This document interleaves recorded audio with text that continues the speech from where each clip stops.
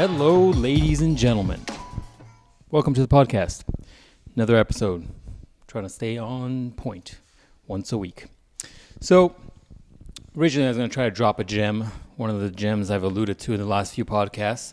But because those are important to me, I will defer that till I can fully work it out in my head. But I wanted to talk about today because we've been on this path together on New Year's resolutions, right? We talked about this and began a goals planning back in January, which in all honesty doesn't seem that long ago, but it is, months ago. So depending on when you're listening to this, 9-10 months ago. If you're listening to this after the fact, then far longer. And it's kind of crazy how time flies, and I mentioned that initially when we did the podcast episode, right? I said this year will fly, and whether or not you're ready for it, it's going to end up kind of moving really quickly. So what I will say is, no, don't forget that some of you have committed to doing these things, and we've talked about ways to mitigate and ways to adapt to the current timelines and to adapt to the idea that we're essentially less than 2 months away from 2023.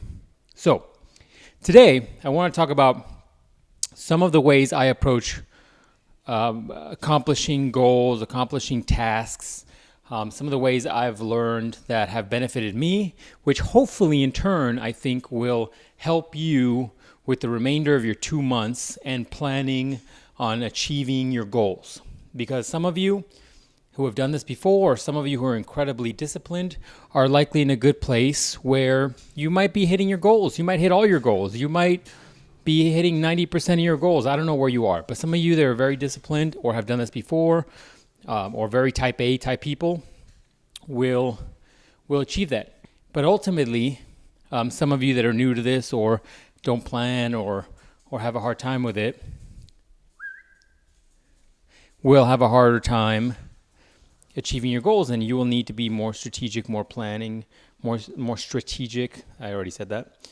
You will try to multitask. Sorry, guys, I'm letting the pups out.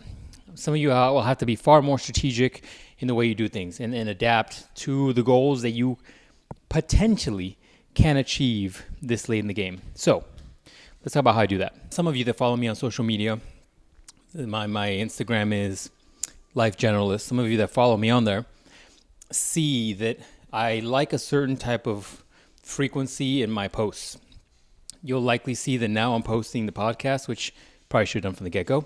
And I'm also posting projects. Well, in order for me to achieve a post a week on a project, it takes some planning. Why? Because let's face it, there are times where I can't get into the garage to tinker with some woodworking. There's times where projects take more than a month, right? I did my kitchen. Some of you know the heartache that came with that.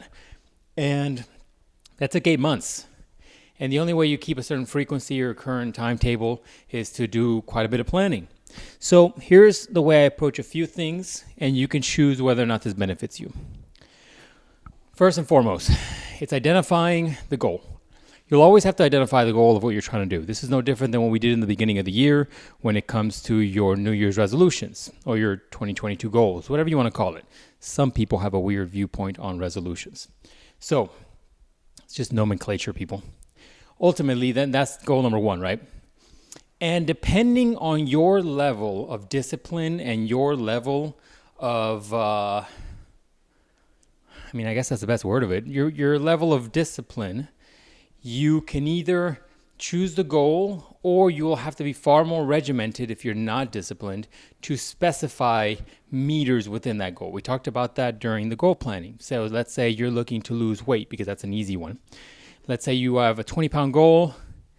Just, you shoot for about a pound a month, and in 12 months, give or take, you'll be around there. You have to get a little bit more intense when it comes to what you'll have to get the last few pounds off. Anyway, sorry guys, I'm distracted because I'm doing multiple things. So what I suggest you to do though is I go old school. I like reading books physically. I like sitting there and writing things. So I buy these cheap little pocket notebooks, I guess they're called. And they're just like the little tiny rule. They're probably like 2.5 inches by 4 inches, give or take. Insert joke there. And I write things down. And I'll post this on social media. But I have these books, and they last quite a while, right? Because every page, I basically use them like bullet points. So like, do laundry, take out the trash, food prep, cut the lawn, and it'll be something as simple as that. But over time, you develop a sort of reward mechanism that comes from writing things down and checking them off the list. It's simple, it's low tech, but it works. Why does it work? Because when you can jot down everything that you have to do in a day, week, whatever, it first and foremost keeps things on the forefront. It allows you to remember the things you have to get done, because we can easily forget things. We have a lot of things going on, and as you get older, you have more and more things going on. And so forgetting to pick up your dry cleaning is likely not on the forefront of taking your kids to soccer practice.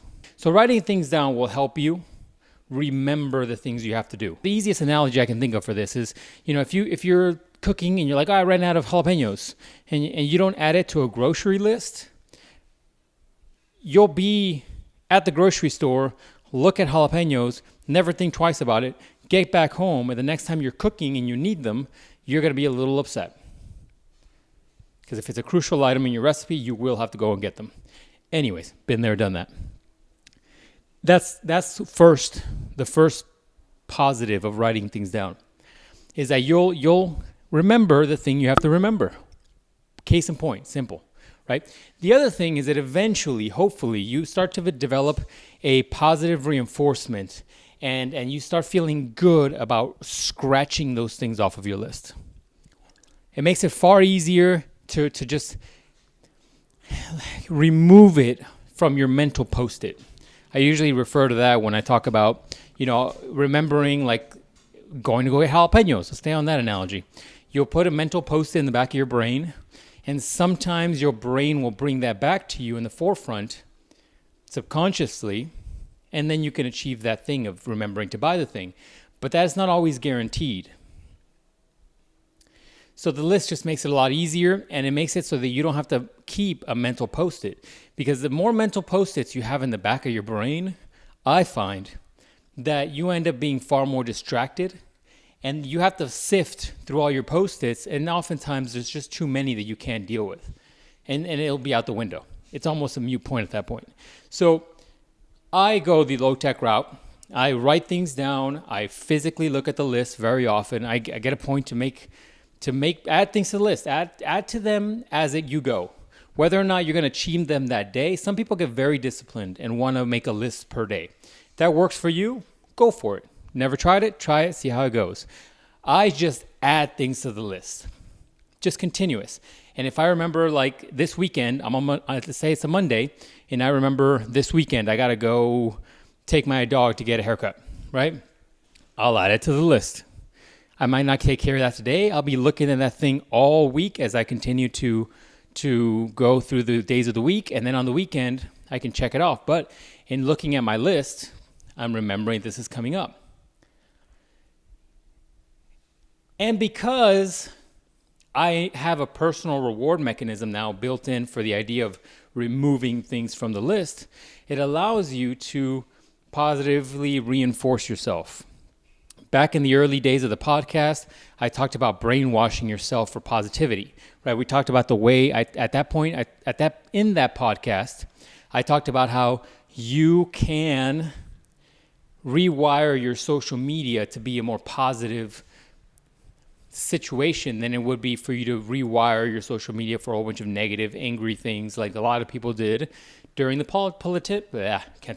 during the political time frame, where we were talking about like people didn't like Trump, people didn't like Biden, people like Biden.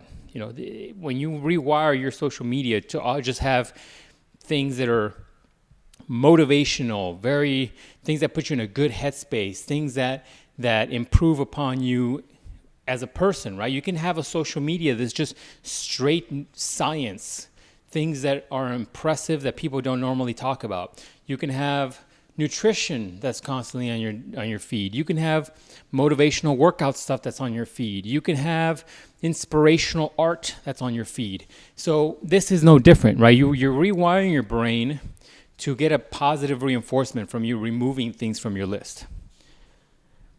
That's kind of the tips. Now, that's the way I do it. You can integrate technology into this by completely moving into a digital list. You can move towards it by also adding calendar reminders and or alarms. You can use your tech however you want to use it. I think ultimately the point I'm trying to say is having some sort of accountability via list is going to benefit you far more than not doing it, or you doing this mental post-it thing that just doesn't work. Has it worked for me in the past? Yes. Is it guaranteed to work? No. So apart from that, that's kind of what I'm thinking of. I mean, there are apps, if you want to get super tech savvy with this, there are productivity apps. I think ones I've heard of is Evernote. I've never personally used it. I can't speak for it. I like to have the physical book that I can walk around with. I like to have a physical book that I can switch the pages on. I like to have also the book that I can literally close on and see that I have like a year or two of daily, sometimes monotonous tasks, sometimes high-level fun tasks, but tasks in and of themselves. And I have the book, and I can look back and say, whew, okay, I've done something this year. Harder to do with an app, harder to do with, calendar reminders. But that's what works for me. But I think keeping yourself accountable via these lists, keeping yourself accountable with the apps or calendar reminders, or a mixture of them all really is probably the more efficient way, because you can easily dismiss a calendar reminder and never really do the thing you were supposed to be doing, right? So that's what I would suggest. And that's what I would suggest you try. Because we all know we're busy, right? As we get older, we get even busier. You get family, you have kids, you've got birthdays, anniversaries, you've got daily tasks you likely have to do. You have to do probably yard work, or you have to go and do laundry, and you have to go and clean. I mean, there's always something to do, especially as an adult. And eventually, in doing so, you'll get as brainwashed as I am, and you'll really enjoy these tasks. So, okay, let me clarify. You're not going to enjoy the task necessarily, but you're going to enjoy completing the task. And that's kind of the tip for today, guys. I'm not trying to have a long one this week. I'm trying to get some things done. As you might be able to hear in the background, I've got laundry going. But I was thinking about that, and I was just thinking about how this is a good opportune time to talk about this, because we are 2 months out. 2 weeks, wow. We're 2 months out from the end of the year. And some of you have goals that you're trying to achieve. And some of you, once again, whether you're disciplined or not, will need far more strategic planning on how to achieve those goals. And so if this little tidbit helps you, then go for it. Use it. If you need to be strategic and say, I need to work out here and add workout to the list every single time, or food prep every single day, or if you need to do whatever to achieve the overarching 2022 goals, try it out. This might help you. I just thought this was a very appropriate podcast to talk about this far into the year. And that's all I have for you, ladies and gents. Just a quick tip, just in a way I kind of do things. And hopefully, you have homework. Try it out. Really try it out. Give it a good week worth of getting used to the process of it. Because we often will try things, say, I don't like it, it's so different from what you're used to, and then you break the habit. But if you're not doing the things you're supposed to do on your own, by yourself, with either your mental post-its or just by remembering, you're going to need to do something if you have things you got to achieve. Anyways, I'm off my soapbox. This is a quick one this week. Just wanted to give you that little tidbit, and it mostly came to mind because I finished one of these books. I'll show them to you guys via Instagram, LifeGeneralist. And I thought that would be a good tip that I don't think I've talked about in the podcast. And it just seemed very apropos considering how we are just turning the corner of 2022. All right, ladies and gentlemen, as I always say, If you enjoy this, if you like it, if you think this will be useful for someone else, feel free to share it. That's all I ask of you. We'll talk next week.